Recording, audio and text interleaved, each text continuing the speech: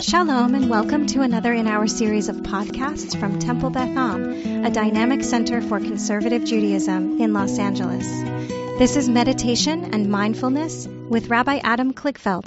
So I want to set this up briefly, and then most of the time in the meditation, Stacy, oftentimes when I do this meditation, I give a brief kind of wordy explanation of the concept, because sometimes these meditations are really just meditative poses, and sometimes I'm trying to move us towards a particular consciousness, a particular thing I want us to think about in meditation, even though I know from my teachers, and you may know from your experiences, that in some ways meditation is clearing your mind, right? So there is a tension between clearing your mind and just returning to home base, which is important, and also focusing your mind on a something. And even when you try to focus your mind on a something in meditation, sometimes your mind doesn't want to follow along, and that's okay too. So I have no illusions that when I set up kind of a theme for a meditation, that everyone is going to be on the exact same journey. In fact, they ought not be on the exact same journey. They may not even be on the same journey. You might just be hovering somewhere in that meditative world, and that's good too. There's no bad meditation. Here's the quick lead-in. After I did a slow lead-in to the lead-in, here's a quick lead-in. Today is the first day of the month of Elul. It's the month leading up to Rosh Hashanah. It's the day on which we begin saying the psalm for the high holiday season, Psalm 27. LeDavid Adonai Urivi Ishi, to the Song of David, that God is my light and my salvation. And towards the end of that psalm, we have this verse that's an interesting ellipsis. Verse 13 of that psalm is Lulei ha'amanti, had I only believed. Lulei is kind of like a wistful. Had I only believed, wrote that I was able to see Betuv Adonai, the goodness of God, Be'eretz Chayim, in this world. But the ellipsis is that it doesn't resolve it. Normally in English and in any language, had I only da-da-da-da-da, there's a then. There's a resolution of the had I only, right? And in this verse, the next verse does not resolve it. So Radak, Rabbi David Kimchi, who is a French commentator from Provence in the Middle Ages, he says, connect it backwards to the previous verse. The previous verse says, Al titneni benefesh tzarai. Don't make me the subject of my foes, of my enemies, and what they want to do to me. Ki kamu v'edei sheker. Witnesses of lies come up upon me, v'fech chamas, and they blow out wickedness, empty wickedness. And what the Radak says is a bulwark, a protection against those naysayers, the haters who are going to hate, the people who say, think, and do things against you, which is an inevitability in life if you're not going to live alone, is to trust in the Holy One. And it's simple and impossible and important. It's impossible to totally discount the snipping that you hear about you, about your situation.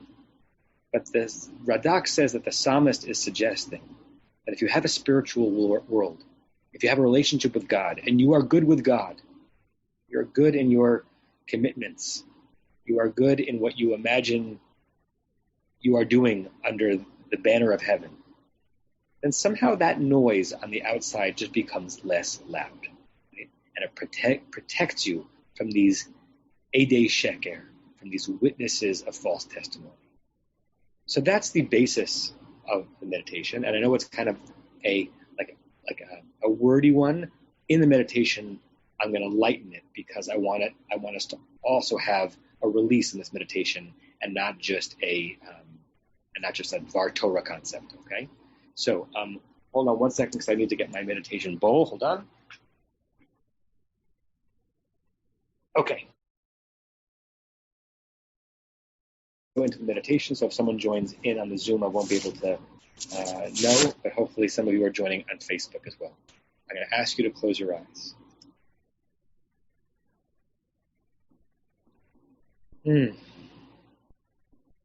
Oh, what a delight sometimes it is to close one's eyes, not to sleep, not because the sun is too bright,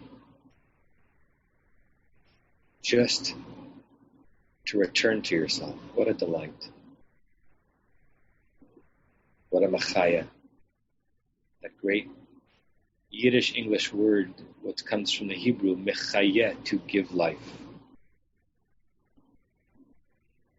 You can either organically let yourself or less organically push yourself to do a little bit of breathing with a bit of sighing, an audible sigh. It's okay. Whether you're doing this by yourself or someone's with you, it's okay to go.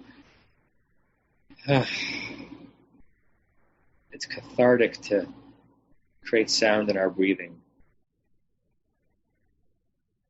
No one's listening.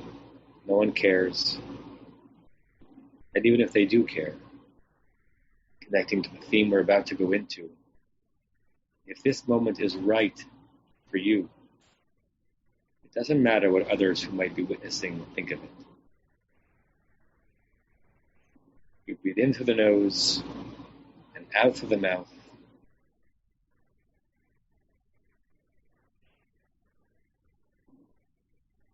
Turning our breathing from an automatic, autonomous rhythm into something intentional, luxurious, revivifying.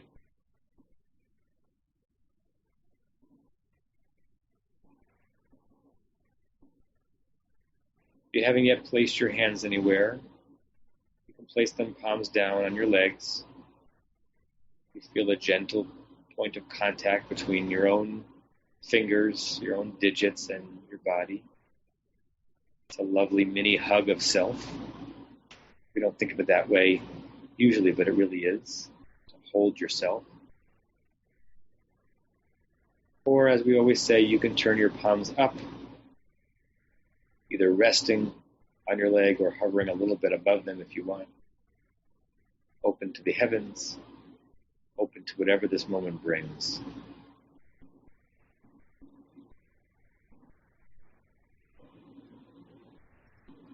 There's no need to change your breathing. Just be aware of it and be grateful for it.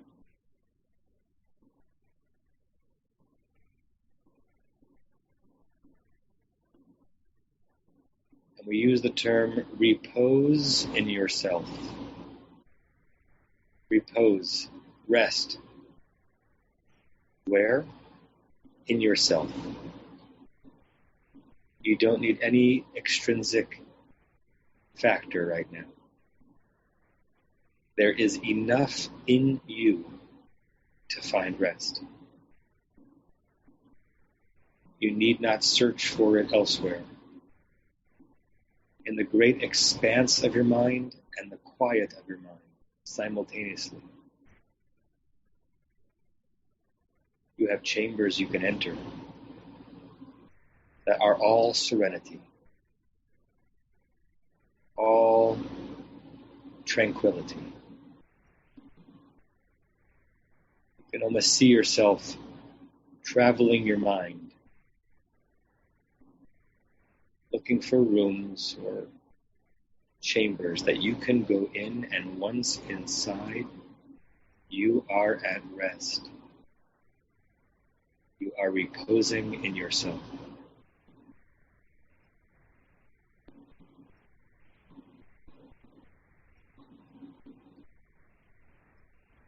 At this point of the meditation, try to push everything to the outside of your consciousness, everything to the periphery, except for you in your room of tranquility inside your mind. See yourself there. You inside you, reposing.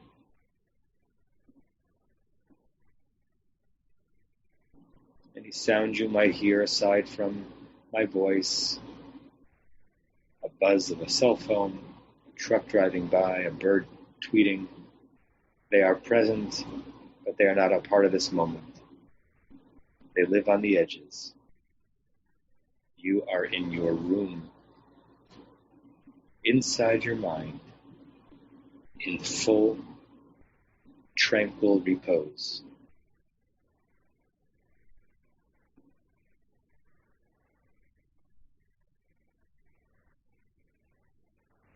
You may become slightly aware, and now even more aware because I'm mentioning it,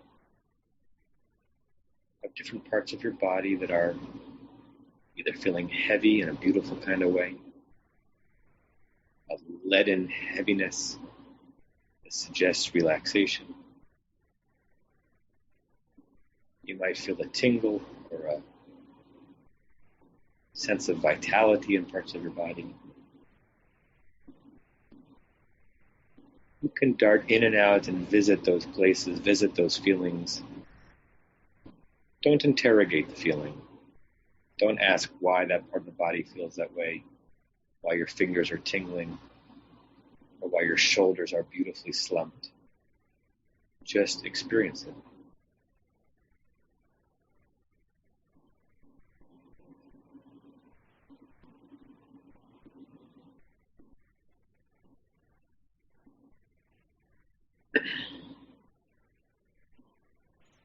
Lulei amanti, if I only believed.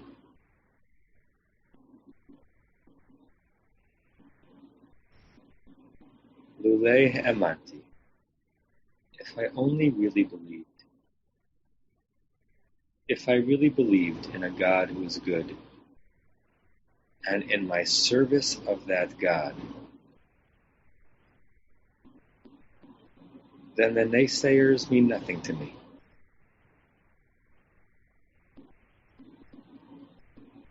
The tweeters and the chirpers, and those who harp at me, try to tear me down. If I only believed in a God who is good, and my service of that God,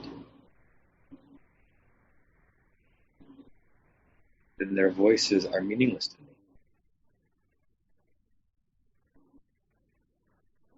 me. Lulei hamanti. If I only trusted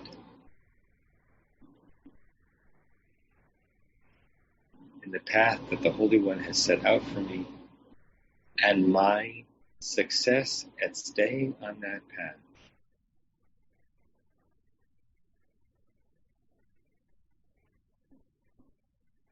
then everything else fades away, diminishes in import.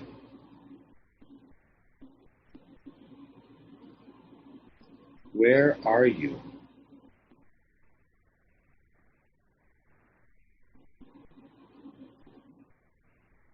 In the journey on the path that you believe God has set out for you? Where are you on that journey?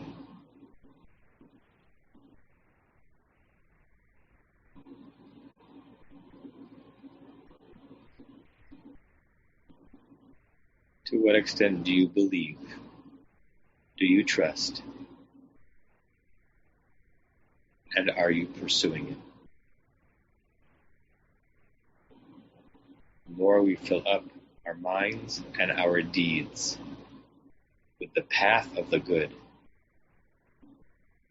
the less we are injured by the slings and arrows of the bad. Lulei hamanti, if I only believed and followed up. Lulei hamanti, if I only trusted and stayed on the path.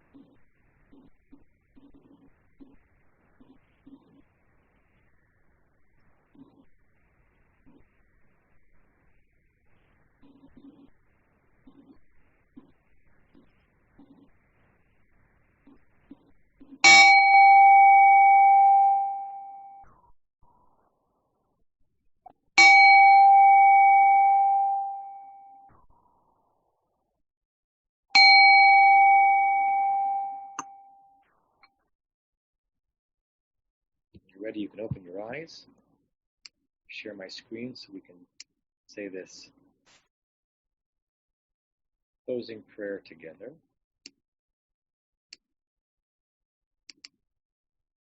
We say this through 3 times. May we and all beings have happiness and the causes of happiness. May we all be free of suffering and the causes of suffering. May we all experience true happiness that has no taint of suffering.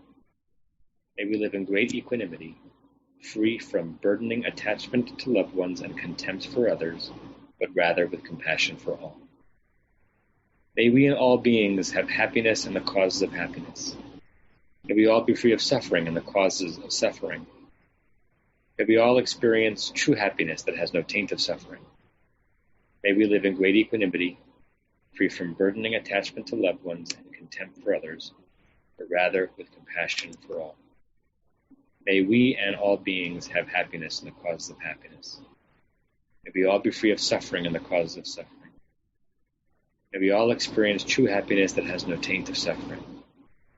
May we live in great equanimity, free from burdening attachment to loved ones and contempt for others, but rather with compassion for all. I say to all of you, Namaste and Shalom.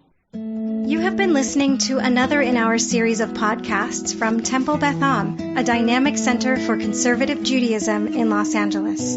If you enjoy these podcasts, we invite you to write a review on the Apple Podcast site or wherever you get your podcasts. For more information about Temple Beth Am Los Angeles, go to tbala.org.